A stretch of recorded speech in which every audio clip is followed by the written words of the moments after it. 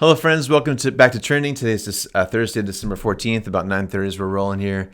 The second last trending of 2023. Yeah, man. Good morning, Joe. Good morning. How you doing? Doing all right. How are you? I'm doing good. So I thought I lost around Halloween time. Okay. I thought I lost one of my favorite stocking hats and gloves. Oh, yeah. It was kind of a chilly night It that was, night, right? yeah. And so I thought I lost it, so I got a different pair of gloves using a different stocking hat.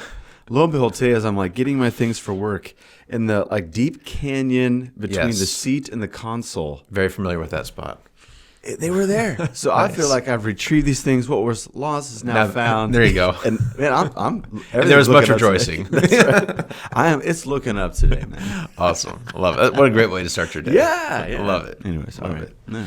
Okay, we've been doing this thing now for a couple years now, where one of the last episodes we go through a couple of our favorite things of the year, whether it's an app, a event, a person, a culture item, a music thing, or a video thing. Yes. Some more, just looking back at the year, some of our favorite things.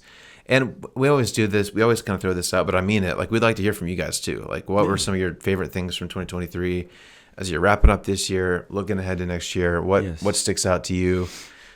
This is kind of different from what we normally do, but just kind of a fun end of year look back type thing. And the cynic might suggest that this is a wasted episode, but this is actually helping people. So as a testimonial.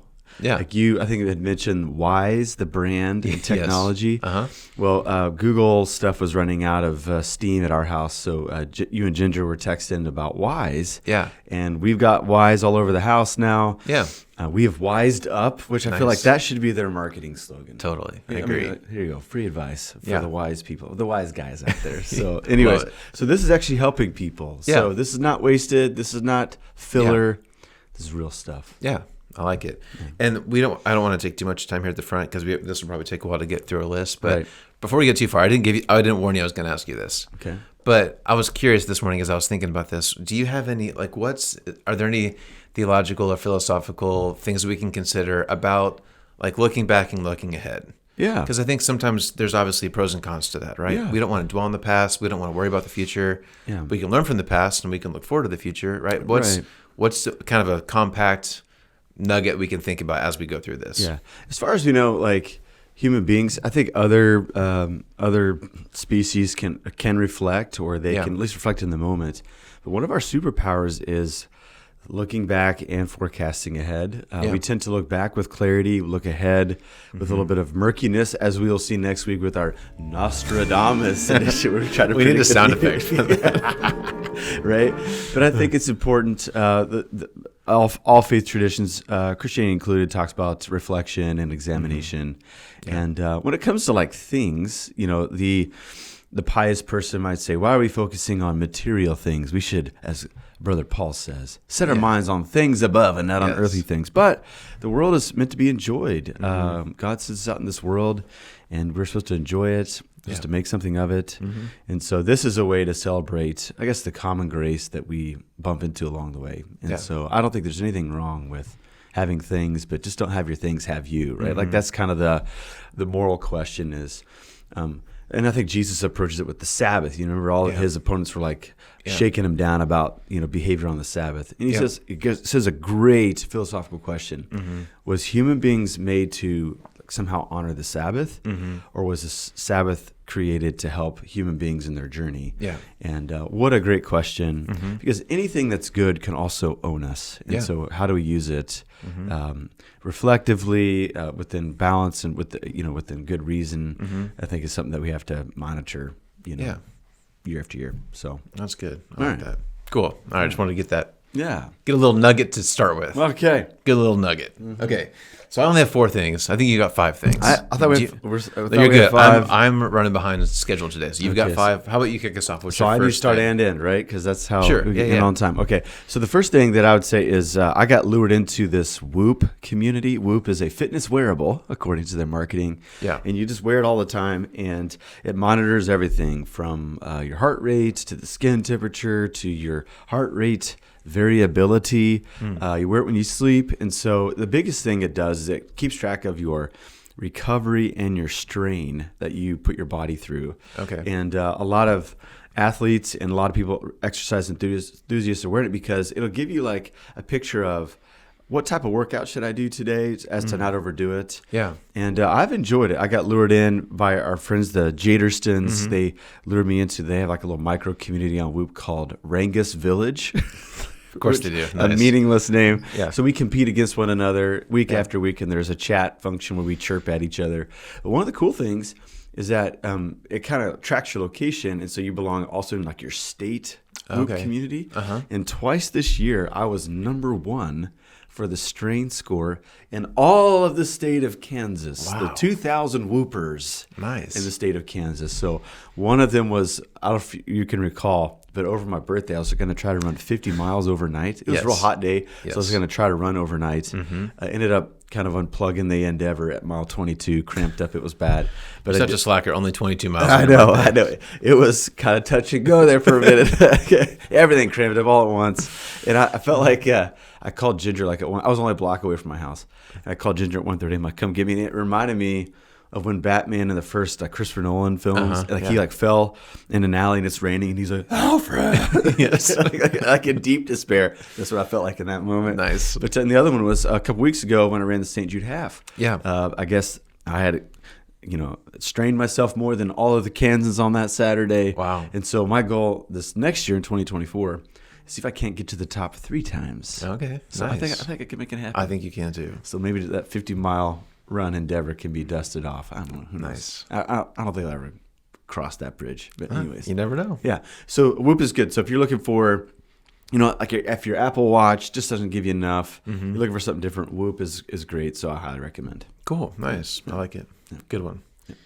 Okay, I know you've got a couple apps on your list. So I'm going to start with one of. I have 2 apps. So I'm going to start with one of my apps. Gotcha. So I remember years ago in the Stone Ages, like 5 years ago. That's right. A problem I would run into all the time is I would always run out of storage space on my phone. Yeah. All the time. Okay. It was probably, I don't know, 2 or 3 iPhones ago where I don't remember what the storage capacity was not very large for what most of us are using. So I'd always run out of space. Okay. So I started using Google Photos, which automatically backs up all your photos, and then you can delete them off your phone. They're saved on the Google Cloud, and you don't have to worry about storage space. I've just started using Amazon Photos. Okay. So Amazon Photos, if you're a Prime subscriber, it's free. Oh my gosh, I didn't know that. Yeah, I know. I just started using it. Wow. It's free, and it uploads all the photos to your phone to your personal Amazon account, so you can access them from any of your devices. Super handy, and again, it frees up space on your phone. What I like, we're kind of a smart home, nerdy house. We've got smart home stuff, and so we've got a couple Alexa devices that have screens.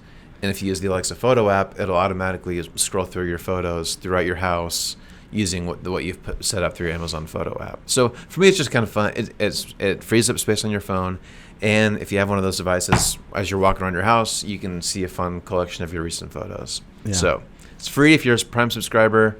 Multiple benefits, and I'm really enjoying it. So I love it, man. Amazon Photos. Nice. I'm going to have to get that. So I do the Google Photos thing. But Amazon, okay, great. Yeah. Fantastic. There you go. All right.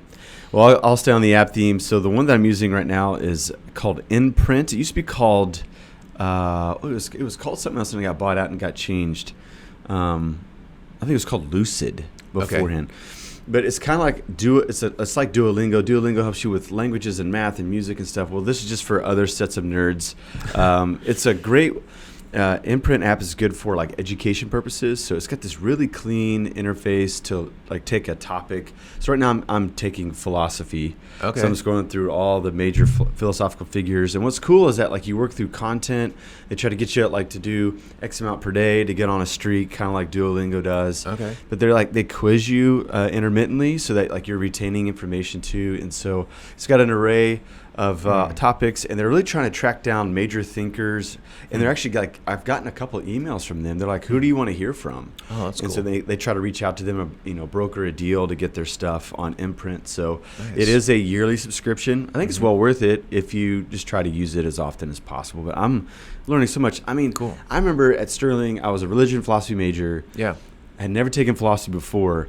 And it was overwhelming, all the thinkers and their particular thoughts and all the terms. Yeah, it's a lot. I was such a square at Sterling that all my buddies were watching movies on Friday nights. Yeah. I was on the other side of the room hammering out vocab words for philosophy. And all that work didn't pay off. I still don't remember anything. So I love Imprint because it's kind of allowed me to wade back into those waters and learn all these concepts again. Nice. So can't recommend it highly enough. Nice. Imprint. Nice. Very cool. Pay the yearly fee. It's all good. Nice. Keep learning. I love it. Uh-huh. Love it. Cool. Okay, I'll finish my other app that I have, which I know is an app that you also use. Okay. For my birthday this year, Tilly got me a subscription to NFL Plus. Okay. And I have the version that gives you NFL Red Zone. Yeah, man. I was just awakened to NFL Red Zone this year. Isn't it wonderful? It's amazing. It is. So if you don't know, what Red Zone does is on Sunday afternoons, it has all the NFL games going at once, and if there's a touchdown here, it shows you the touchdown. If there's a really cool pass, it shows you the pass. If there's a fumble, they show you the fumble. Yes. So it is an afternoon of adrenaline and dopamine. Yes. Because you only see huge, big, exciting plays. Yeah. And it's a lot of fun. Yes. Let me ask you this question. Yes. I find myself, when I get to Sunday evening, I can't really tell you who won any games. Because I'm not watching a game. I'm watching highlight. Yes. So it's very fun, but then I feel like by the end of the day, I'm so confused about what I've been watching, because I think it is just this constant dopamine hit of, look at this pretty thing, look at this pretty thing. Yes. But I have trouble actually recalling what actually happened in the game. Does that ever happen to you? I think what happens to me still, like in the first slate of games, which is like most of the NFL games on Sunday. Yeah. And when they get to the fourth quarter, they kind of do this witching hour. Yes. Because a lot of times games are won and lost in the fourth quarter, like a reversal all the time, right? I mean, a lot of the Miami Dolphins and Tennessee Titans on Monday night, right? Yeah. And so I look forward to the witching hour because they have like the sound effect and like a red alert type of thing. Yes. A couple weeks ago, the alarm was going off in the building where they film NFL Red Zone, and so you hear this alarm all the time. And poor Scott Hansen is like traumatized because he can't go anywhere. Nice. That's funny. So it is such a cool thing, man. It is cool. I like Red Zone. And if you're an NFL fan, they often run kind of specials. Like if you pay a sticker price, it's kind of expensive, but you can find little specials and get a good deal on NFL Plus. So I've really enjoyed it this year. And if you subscribe to Sling Plus, so it's like the sports package of Sling TV, is thrown in there. Nice. And then they've got a baseball version, which is not as exciting, but still you can get to all the games, and then NHL for other sports and stuff. So nice. It's a good time. It is. It's a lot of fun. Yeah. Okay. All right. Next one, I'll recommend a podcast. So, like one of the, I think, deficiencies of Protestantism, which we're in the branch of Protestantism, there is like a lower emphasis on the Old Testament. And our best living, in my mind, our best living scholar in the MB world is Tim Geddert. Yeah. You had him on a podcast for Lead Pods. He was great. He just released a book on reading the Old Testament a little more faithfully because he's a New Testament scholar, and he just found that as students were coming into his class, like they had a really weird, strange version of the Old Testament. Yeah. Sees it in churches as well. And so I've been trying to be diligent because even in seminary, like you tend to, there's only a few students that like emphasize Old Testament. We want to get to Pauline letters, the New Testament, the Gospels, all that stuff, Greek instead of Hebrew. Yeah. And so throughout my Christian life, I've been trying to find some good Old Testament resources. And one podcast that I would recommend is Text in Us. Okay. By Ellie Grover Fricks. Yeah. Okay. She is wonderful. She's winsome. She's a Hebrew scholar. She's in the canopy of the Bema podcast presenters. So some of our audience, they listen to Bema. So this name is familiar. But in Text in Us is she and her husband. And she'll take just one chapter of the Hebrew Bible, the Old Testament, and she'll do a translation from her knowledge of Hebrew to English. Nice. And then they'll talk about some of the subtleties that she does that maybe we didn't catch if we just read it, devotionally. Yeah. And so if you want to do a deep dive, like let's say you've got like a New Year's resolution to get more out of the Old Testament. Yeah. I would start with Ellie Fricks and her podcast Text in Us because it's a chapter each episode. You will make copious notes. Light bulbs will go on. It is fascinating. And she's just like a tutor waiting to tutor you right there, man. Just like log in. It's free. It's, it's all good. So Text in Us, Ellie Grover Fricks. Love it. Yeah, man. I'm so grateful that we are alive in the age of podcasts. Yeah.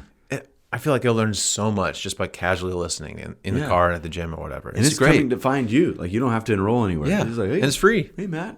It's crazy. There's so many good podcasts out there. Love it. Yeah. Okay, for my third one, I have a person and a couple of things you can watch. This year, I've known about this person for a while, but I feel like this was clearly the year of Taylor Swift. We know that. Yeah, man. I think it was also the year of Nate Bargatze. Yeah. Nate Bargatze, if you're not familiar with Nate, he's a comedian. He grew up in the church. All of his comedy is very clean. He doesn't curse. There's nothing like sketchy you need to worry about if your kids or family are around. He's very clean, but he's so funny. And like I think this year he released a special on Amazon that kind of was I think it's one of Amazon's most streamed items ever on Amazon.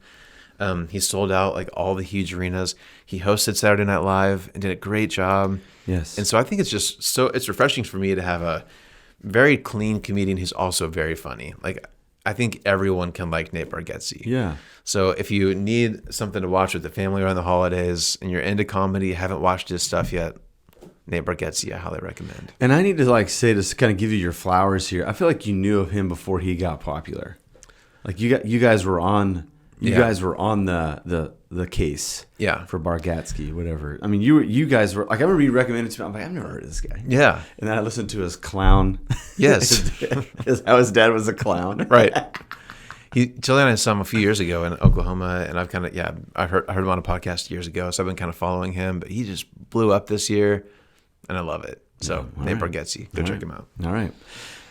Speaking of people I admire, so Kelly Flanagan. So I bumped into Kelly Flanagan. So he's a counselor, therapist, and now a spiritual teacher from Chicagoland area.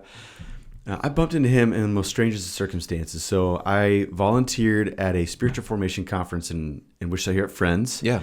And my role was to be in the breakout sessions to make sure like the thumb drive was in the computer and everything was working for these breakout sessions, which there were plenty of them. Mm-hmm. And let me be honest, it's like middle of Friday, I had other stuff going on. I was half tempted in these breakouts to just kind of get it going, open up my laptop and do some personal work. Yeah. While this is going on. Mm-hmm. But like early on in his presentation, he caught my interest. I was blown away. What he was sharing was tending to my soul. By the time he was done, I was already a paid subscriber to his Substack. Nice. I'm like, I've got to get more of this guy. So he's got a book called Lovable that kind of helped put him on the map. And then he wrote a fiction book that I'm reading now called The Unhiding of Elijah Campbell, where he's kind of like baking his main theory into a fiction story, which is wonderful. But right now, he's doing the coolest thing. So on his Substack, if you're a paid subscriber, he's writing what he's calling a serial book, meaning he writes a chapter, he puts it out for us to review, and then we get to reply, and he considers all that, and he kind of does some revisions before he goes on to the next chapter. Oh, that's cool. Yeah. And so it's going to be like a corporate work as people are sparring with it. But I think the greatest nugget is that his biggest idea is part of being a Christian is to hear words of grace. And he says what he sees so often, people who've been religious all their life. Yeah. In the church, like they still haven't heard a word of grace that's transformative. And that grieves me. Yeah. But it gives a great potential that we can be these dealers of words of grace to the world around us. And I can't recommend highly enough. So I'm like about a third of the way through The Unhiding of Elijah Campbell. If anybody gets it, like we can get some coffee or lunch sometime and talk about it because I'm finding it so helpful and refreshing. So very cool. Yeah. That's a good one. Okay, I only have one more, and it's a little bit of a unconventional one. Okay. But my favorite thing of this year, and again, I don't mean to like Jesus juke or go a different direction here, but I don't want to give too many details just from like my family's privacy, but this has been a hard year for my family. Okay. There's been a lot of just difficult things that have happened. And we have had a lot of really good people just be really kind to us this year. Yeah. There have been several people from Ridgepoint and from other parts of our life who have just gone above and beyond just to love on our family. And I think that amount of kindness, that level of kindness just hit me different this year because of what we've been going through. Yeah.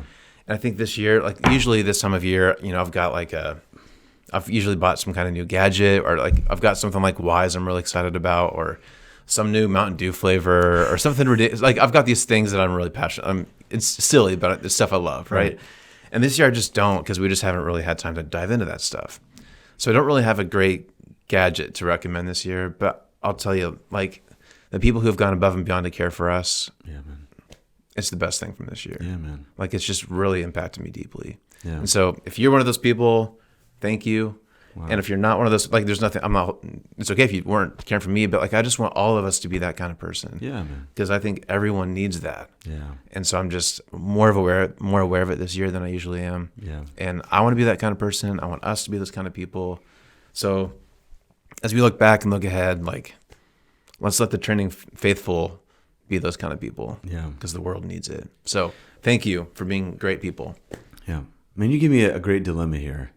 It's like, what do we do for, like, I've got one more, but like, well, how can we? I knew I'd throw you off. I should have gone last. No. But whatever you have prepared, please go with it. Well, okay. Now that we've got this like pregnant pause, 3 hours later, right? No, but I rejoice with you. That's great. So hard transition. Yes. My last one is a game on my phone that I play. So there's a chance if I'm like killing time, and if I have a credit, because some of these games are good because they're like you run out of lives. Yes. They're like to come back every day to earn another. Touch grass, as the kids say. Yes. You need to get off this screen, right? But one that I like to play is Royal Match. It's like one of these like match games that I'm not really good at. Like it takes me forever to pass a level. I'm sure there's some trending faithful who are way better at than I am. Okay. But it's fun. There's no ads on it, so you're not like waiting for the ad to go by to cancel it out. But it's just a fun way to kill time. I tend to do it over lunch, and like we've been eating lunch together as a staff more often, like in our conference room, because I feel bad because like we're all chatting and I'm like playing, but I got to get my Royal Match in. So I'm trying to like multitask. Nice. But it's kind of a fun game, so highly recommend. Free game, no ads. Yeah. What was it called again? Royal Match. Royal Match. There's a good chance that if you have watched this video and you open up IG, it's going to be on your timeline now. Yes. So. Now that you've heard it, it will be spoken into your algorithm. Yeah. Or the other games that you play with advertisements, guaranteed it's going to be a game recommended. Yep. So anyway, nice. Yeah. Cool. All right, man. Yeah, lots of good stuff there. Great recommendations. I want to check out all those things you mentioned. That's great. Yeah. So I hope it's been helpful to those of you watching. Right. And again, this is one we would love to hear from you. So whether you're on Facebook or YouTube, wherever you're watching, drop us a couple of things that were your favorites from this year. We'd love to check them out too. Yeah, man. So busy time of year around here. Yeah. I think we've got worship services on Christmas Eve in the afternoon and evening, and then New Year's Day as we kind of celebrate Christmas together. Our holiday impact stuff is roaring on. We're getting these great things from the Jesus Loves Wichita projects and stuff. I know that you're like on the committee that gets to look at all those and whatnot. It's just been a fantastic season so far here at Ridgepoint. It's been good. I'm in the mood, man. Good. I'm in the holiday mood right now because of all the good stuff that we have going on. There's a lot of cool stuff happening. Yeah, man. So. All right. Okay, well, on that note, we'll be here on Sunday again, of course. Pastor Andy's speaking this week. Looking forward to that, so I hope you can join us on Sunday. Yeah. We'll be back next week for the final episode. Nostradamus. Bold predictions. Yes, can't wait. Yeah, man. Okay, see you guys then. Have a good week. See you. Cheers.